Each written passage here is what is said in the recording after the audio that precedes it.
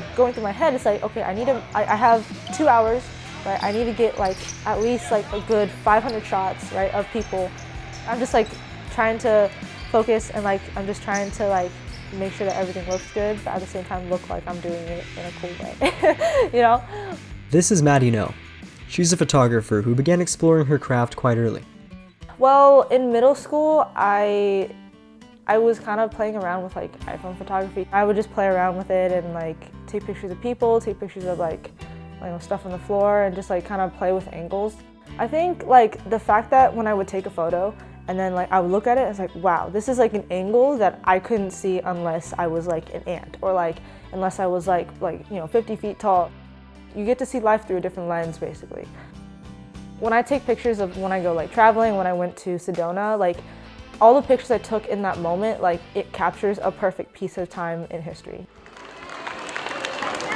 Maddy is a 3-year captain for the Bulldogs. Her best basketball memory were the late night shoot rounds. For me, I think basketball was a really big part of my life in high school. Like it was everything that I lived for then. It was my family. Our high school experience kind of got cut short with coronavirus, so like it feels like I'm missing a part of me, you know?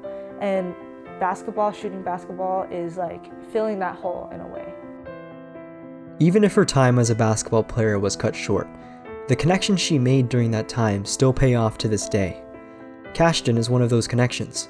More often than not, he calls upon Maddy to shoot basketball runs for him, where she can practice her craft. And I want to widen my portfolio, so him being able to like just take me in and like show me to all these connections, like it really helps. I met Maddy when she was, maybe she was a freshman in high school. So I've known her and watched her grow through her high school career as a person, as a basketball player, now she's doing film and media, and so I try to support her in whatever she does and help her out as much as I can. I always try to support like the youth or the next generation of people who are doing things. And if anyone fits the description of someone who does things, Maddy would certainly be one of the first to come to mind.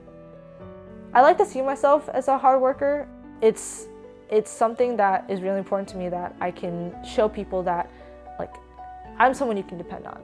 Well, I've known her because I used to help train her for basketball. She always worked hard. You didn't have to tell her the same thing 10 times. I would go to practice, but then I'd also come like 30 minutes before, like just to like, you know, make sure I was there, and then go to practice for 2 hours, and then I'd stay like 2 hours after practice, just like shooting or just like hanging out with the coaches. Like I think it's just like, there's something about like the things that I'm passionate about that I don't mind losing sleep. I don't mind like spending all my time into it. My second favorite part is getting to shoot his kids. Like literally, his kids are the cutest thing in the world. Oh,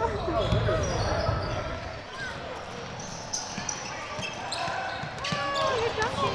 I want to see you jumping. The creative field, like everyone has their own like creativity and like everyone's doing everything. With the current field that I'm in, sometimes it's hard because not everyone wants photos. Like even my friends, like they don't care enough to let me take photos with them with DSLRs, you know, because they're like, oh, you know, iPhone's fine, and like they like how it looks because they're used to it, right? But then they don't realize that like the colors, the quality, like that is so perfect. This lack of demand doesn't just impact her business. It can impact her mindset about her passion as a whole, too. I end up finding myself in like these little ruts where I'll like kind of look at someone's content and I'll just think, wow, this is literally so cool. And then I'll look at my content and I'll just like hate what I'm creating at the moment. She is probably a little harder on herself. I'm just saying from basketball, from talking to her about doing different drills and things like that. But I mean, I feel like it's good to be hard on yourself. If you're your worst critic, you know, your work should come out pretty good. I have this like obsession with creating a legacy. That's why I feel like being in the creative industry, like I can focus on creating a legacy for myself.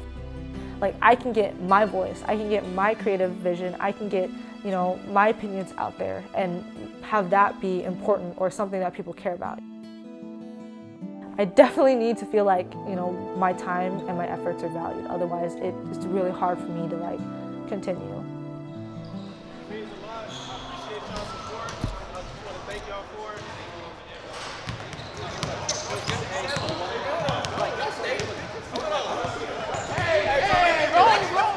Regardless of her struggles, I know in my heart that I really want to do something creative because I feel like it'll help me like be able to put a hand into, you know, the future of this world.